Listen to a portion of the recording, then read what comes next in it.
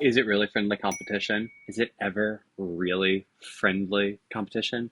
You ever feel the pull between growth and competition, of serenity and wanting to be better than everybody? Ha. Healthy ambition fuels your desire to enhance and grow. And when we embrace challenges, it's a clear sign that we want to take these stepping stones towards growth.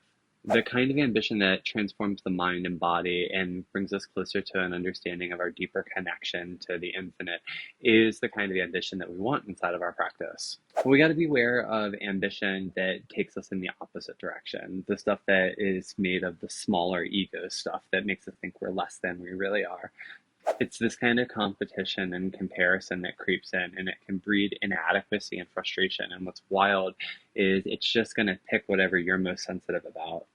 You do that on the mat, and suddenly yoga is not about self discovery or insight into the nature of reality. And it's just like a way to burn out trying to be better than everybody else or by better than yourself by 10% or something. It's garbage.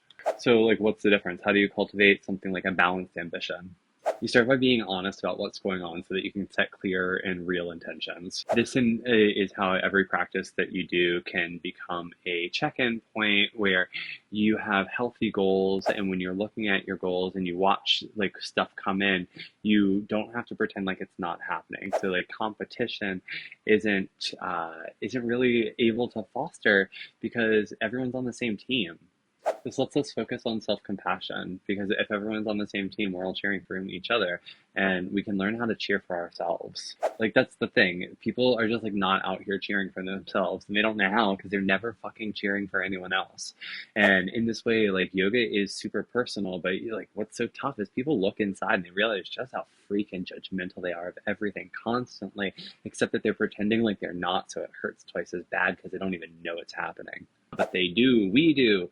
And so when we shift our focus away from the big outcomes of self love, of the yamas, the niyamas, and we get bogged down only in being, our top brass physical self, we shift away from some of the meaning and we can shift it back. This just requires that we engage more fully in the moments that are at play on the mat.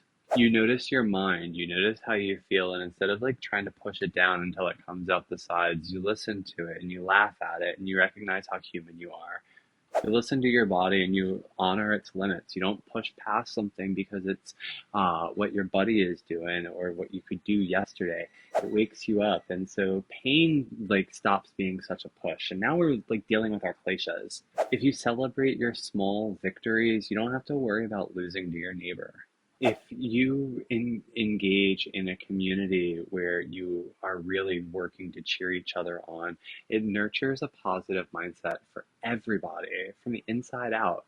And it takes away the need for external validation because we get it ourselves. And frankly, when you set like what clear goals are and you go after them, you can get rid of the negative self talk that comes in that says, I'm not doing enough or whatever, because that's like clearly not true.